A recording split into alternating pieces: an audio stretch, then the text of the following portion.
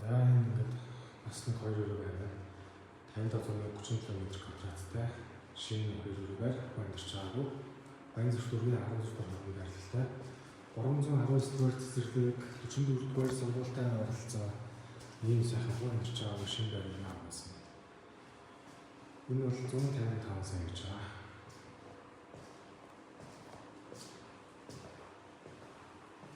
Тавин тавны 30 км2-тай баруун болон зүүн тийш харсан. Энэ сайхан байраа 155 сая. Биднээс шүүмсэн.